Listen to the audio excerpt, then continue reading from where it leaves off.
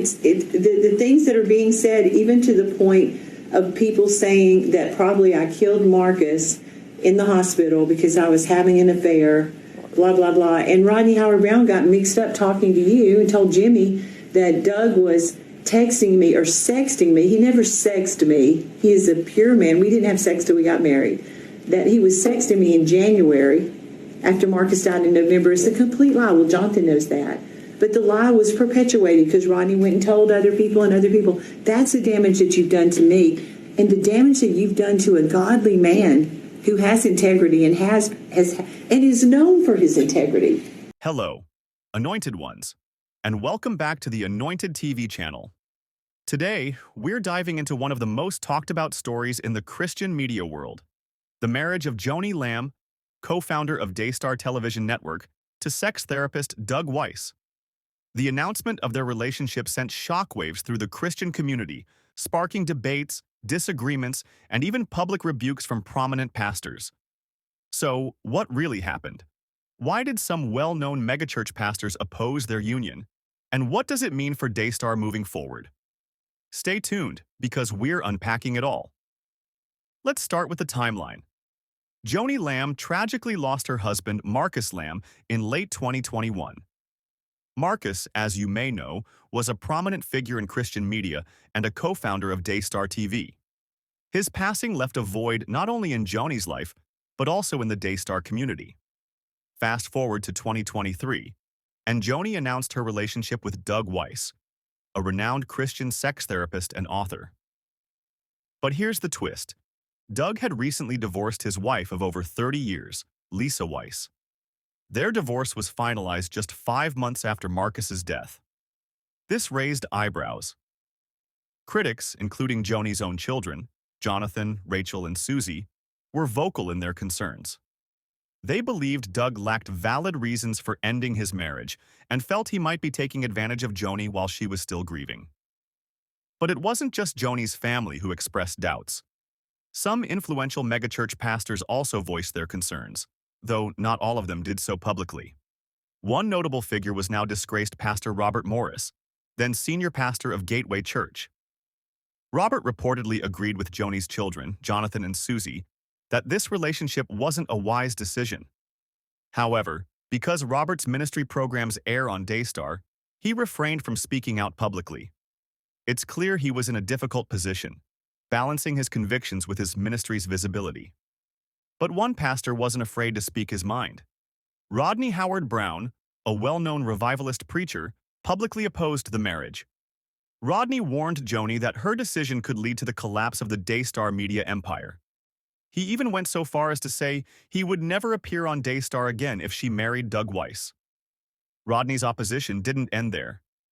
He claimed to have had a vision that the marriage would bring turmoil and warned Joni directly. But despite his warnings, Joni chose to proceed with the wedding. Yeah, Rodney told Jimmy that in January, after Marcus died in November, that Doug was sexting. And he has zero credibility in the body of Christ for real, other than maybe Jonathan Shellsworth. But I'm telling you, everyone has told me, stay away from Rodney. He runs his mouth, he says things he should. It's so inappropriate for him to talk to you. If he had a problem with anything, he should have called me. He has my number. He should have called me and talked to me instead of talking to my kids behind my back. Okay, that's that. That's not your fault. And then Jimmy said, Rodney, that's not true. And then Rodney called you, and you said, no, Rodney, that's not true. But the Lord's told me what to do with Rodney, and I dusted my feet off, okay? Doesn't mean God bless him, go do his thing, but now I know what I'm dealing with. And Marcus had to deal with Rodney before too. But just to clarify, there are things y'all don't know. But just to clarify, Rodney has done and said that your dad was furious about. I'm sure. So, but just to clarify, like I know he loves you. Rodney gave her Jonathan, we don't need to a very generous gift. It doesn't matter. After my dad passed, easily $100,000. So he loves her. Yeah. So he did this out of I'm love. gonna call him and thank him for paying for the wedding. Thank you, Rodney, for the $100,000 you paid for it. No, but that just shows you he loves you. He wasn't doing this to try to, he had a genuine concern he wanted to share. One of the reasons I opened up to Rodney is Rodney told me, and John, were you on the phone with me? He said he woke up 3 nights in a row, covered in sweat, panicking, and he saw nightmares about Daystar being destroyed and Joni. He said it was so dark and he was so bad that he couldn't even get into details. He didn't want to say the words out loud.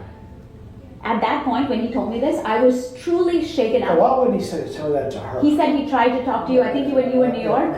No. He said didn't when- try to- But I was He in a said y'all program. had a call and y'all started No, yelling. Neither no, one. he on social media, he DM'd me, Doug and I were for his birthday, and we were at Steveville. I was there doing business for Daystar. He put a teardrop What? on the DM of the picture of me and Doug, and I wrote him and said, Why the teardrop? why the teardrop? And he said, because I'm sad. I said, why are you sad? And he said, because of this picture. I said, well, I'll be glad to talk to you about it. That was my first any knowing anything. And you know who called him? I called him. Because he didn't have the balls to call me. And I will say that word a lot, because there's a lot of men that don't have the balls to call me. Okay, and talk to me about it. So he got Adonik on the phone, and we went back and forth, and finally he just wanted to get off because everything that he said, I countered with truth. So then Jimmy called him, or he wanted to talk to Jimmy. And of course he was a whole different, with Jimmy. And Jimmy talked to him and everything. And so that's the last I heard, and I've dusted the dust off my feet with Rodney, okay? So, because this isn't the first time I've dealt with this man. Good man, godly man, doesn't have wisdom in a lot of areas, and that's one right there.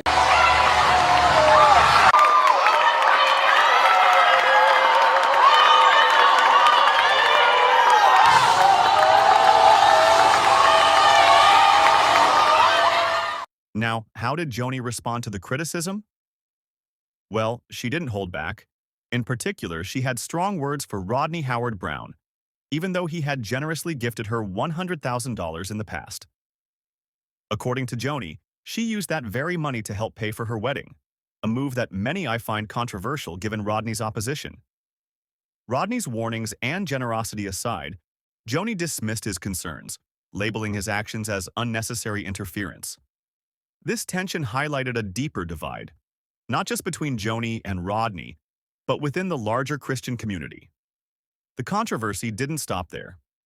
A letter from Denise Bogg, a close associate of the Lamb family, surfaced. In her message to Joni's children, Denise alleged that Joni was being deceived and that Doug Weiss was manipulating her. Doug was advantaged because of his background as a marriage and relationship counselor, suggesting he might be using his expertise to win Joni over during her vulnerable time. Critics also noted the irony.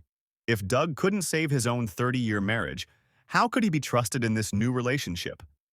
So, what does all of this mean for Daystar Television Network? Rodney's bold prediction that the marriage could lead to the collapse of Daystar has left many wondering about the network's future. Daystar has been a cornerstone of Christian broadcasting for decades, but this controversy has raised questions about its leadership and direction under Joni's guidance. Will the platform weather the storm? Or will this marriage truly have long-term consequences, as some have predicted? Only time will tell. What do you think about this situation? Was the opposition from pastors like Rodney Howard Browne justified? Or was Joni Lamb's decision her own to make, free from outside interference? Let us know in the comments below. Thank you for watching today's episode of the Anointed TV channel. Don't forget to like, subscribe, and hit the notification bell so you never miss an update. And as always, stay blessed, Anointed Ones.